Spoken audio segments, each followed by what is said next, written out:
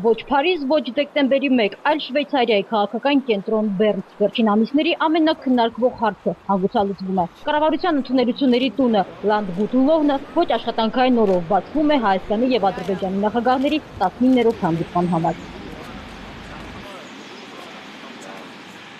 Մեկ տարի 2 ամիս հանդիպումը նախապատրաստած միջնորդները նախ դիմավորում են Ալիևին, նա եկավ առանց լրագրողների։ Ադրբեջանում շաբաթվա սկզբից էին փորձում գուշակել, որտեղ է իրենց նախագահը։ Լսել էին, որ Ալիևը թայմ-աութ է վերցրել ու կարճատև արձակություն մեկնել։ Ու միայն Հայաստանի նախագահականի հաղորդագրությունից տեղեկացան, որ Շվեյցարիայում Սարգսյան-Ալիև հանդիպում է նախատեսված։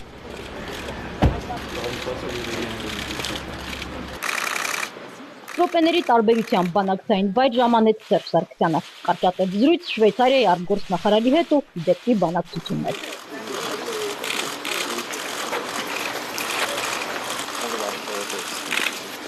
Նախագահները Փարիզյան հանդիպումից հետո 14 ամիս դեմ դիմաց չէին նստել։ Դա հանդիպումների ժամանակացույցում ամենամեծ դադարը չէ։ 2012-ին Սաֆարովի արտահանման տարում Սարգսյան-Ալիև հանդիպում չեղավ 1 տարի 10 ամիս։ Հիմա նախագահները քննարկելու շատ բան ունեն։ Վերջին 1 տարում իրավիճակը կտրուկ փոխվել է։ Սահմանային լարվածությունը հասել է գագաթնակետին։ Հայաստանը հաստատ կբարձրացնի դիվերսիոն հարձակումների, սահմանային գյուղերը կրակի տակ պահելու, ծանր զինտեխնիկա կիրառելու հարցերը։ Վերջին դեպքը հենց այս գիշեր։ Ինչով կառանձնանա Բեռնի այս հանդիպումը եւ ինչ կարձանագրվի Սարգսյան-Ալիև 19-րդ հանդիպման արդյունքում, դեռ վաղ է ասել։ Նույնիսկ քաղաքագետները եւ միջնորդ երկրները այդ առումով մեծ հույսեր չեն կապում։ Այս փուլում կարևորը Ալիևին բանակցային սեղանի շուրջ վերադարձնելն է։ Շակե Ղազարյան, Ժամը լրատվական, Շվեյցարիա, Բեռն։